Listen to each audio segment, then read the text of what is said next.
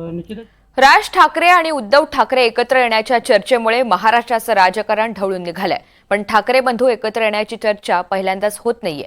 यापूर्वी सुद्धा शिवसेना मनसे युतीसाठी प्रयत्न झालेत, मात्र युतीच्या वाटाघाटीला कधीच यश मिळालं नाही. शिवसेना मनसे युतीच्या फसलेल्या प्रयत्नांचा, युतीचे प्रयत्न फसल्यानंतर दोन भावांमध्ये वाढलेल्या राजकीय वैमनस्याचा आणि युतीचा प्रयत्न यशस्वी झालाच तर महापालिका निवडणुकीमध्ये पडणाऱ्या प्रभावाचा या रिपोर्टमधून आढावा घेऊयात.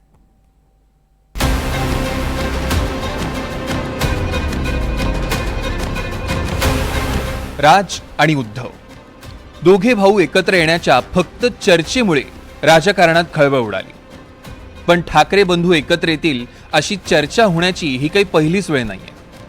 एवढंच काय तर सेना आणि मनसेनं सोबत यावं म्हणून दोन्ही भावांनी तसे प्रयत्न केलेही, मात्र ठाकरे बंधूंच्या प्रयत्नांना फारसं यश मिळालं नाही. 2014 मध्ये शिवसेना भाजपनं वेगळी निवडणूक लढवली. तेव्हा शिवसेना मनसे युतीचा पहिला प्रयत्न झाला. उद्धव आणि राज यांनी एकत्र येण्याबाबत चर्चा केली. विधानसभेच्या जागा वाटपाबाबत दोन्ही बाजूंना चर्चा सुरू झाली. मनसेकडून बाळा नांदगावकर आणि शिवसेनेकडनं अनिल देसाई चर्चा करणार होते.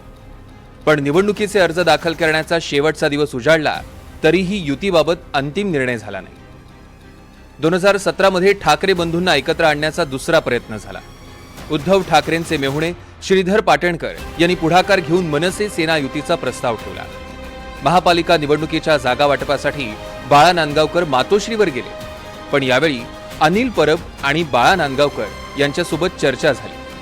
उद्धव ठाकरेंनी नांदगावकरांना भेट नाकारली आणि चर्चा फिसकटली. उद्धव साहेबांनी सन्मान्य राजसाहेबांशी संपर्क केला. दोघं बोलले आणि असं ठरलं की आपण एकत्र लढवूया. आमच्याकडनं सन्माननीय बाळा नांदगावकर साहेब चर्चा करणार होते आणि शिवसेनेकडनं अनिल देसाई चर्चा करतील असं ठरलं होतं.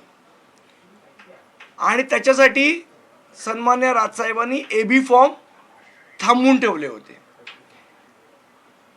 2 दिवस झाले, ना अनिल देसाई फोन उचलायला तयार, ना उद्धव ठाकरे फोन उचलायला तयार. आणि अनिल देसाईंनी शेवटपर्यंत स्वतःचे एबी फॉर्म वाटायला सुरुवात केली, पण मनसेचे एबी फॉर्म आम्ही थांबवून ठेवलेले.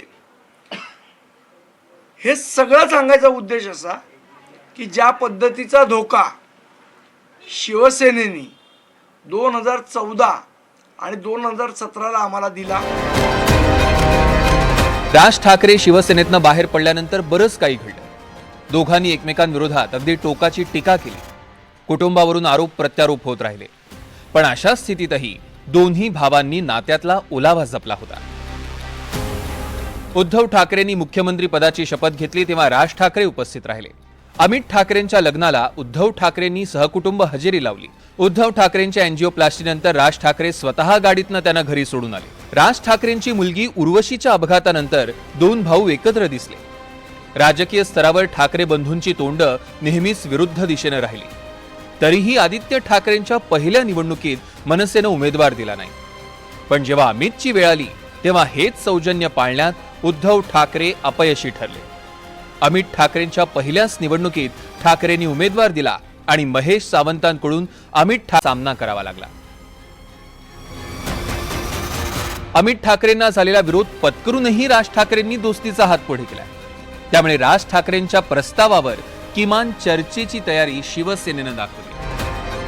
गेल्या काही वर्षात महाराष्ट्राच्या राजकारणात ठाकरे बंधूंचा प्रभाव ओसरताना दिसतोय. 2009 पासून 2024 पर्यंत झालेल्या विधानसभा निवडणुकांमध्ये शिवसेना आणि मनसेच्या आमदारांमध्ये कमालीची घट झाली.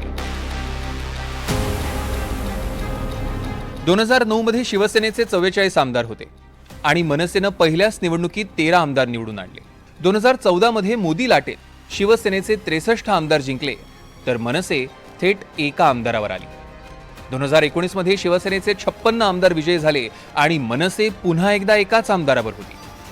2024ला शिवसेनेतील फुटीमुळे फक्त 20 आमदार जिंकले तर मनसेला साधा भोपळाही फोडता आला नाही. मनसेचा राजकीय प्रवास धडाक्यात सुरू झाला, मात्र मनसेला आपल्या कामगिरीत सातत्य राखता आलं नाही. मुंबई महापालिकेवर शिवसेनेचं एकहाती वर्चस्व राहिलं, मात्र सध्याची परिस्थिती पाहता पालिकेवर झेंडा कायम ठेवणं शिवसेनेसाठी अवघड झालंय. 2012च्या मुंबई महापालिका निवडणुकीत शिवसेनेचे 76 नगरसेवक, भाजपचे 32, काँग्रेसचे 52, राष्ट्रवादीचे 13, मनसेचे 28 आणि समाजवादी पार्टीचे 9 आणि इतर 18 नगरसेवक निवडून आले. 2017च्या निवडणुकीत शिवसेनेचे 84, भाजपचे 82, काँग्रेसचे 30, राष्ट्रवादीचे 9, मनसेचे 7, समाजवादी पार्टीचे 6 आणि इतर 3 नगरसेवक विजयी झाले. दोन्ही निवडणुकांमध्ये शिवसेनेनं सातत्य राखले, तर मनसेची 28 नगरसेवकांवरून थेट 7 नगरसेवकांवर घसरगुंडी झाली. त्यातही शिवसेनेनं मनसेचे 6 नगरसेवक पळवून राज ठाकरे यांना दणका दिला. मात्र यंदाच्या निवडणुकीत ठाकरे बंधूंसमोर भाजपचं तगडं आव्हान असणार आहे.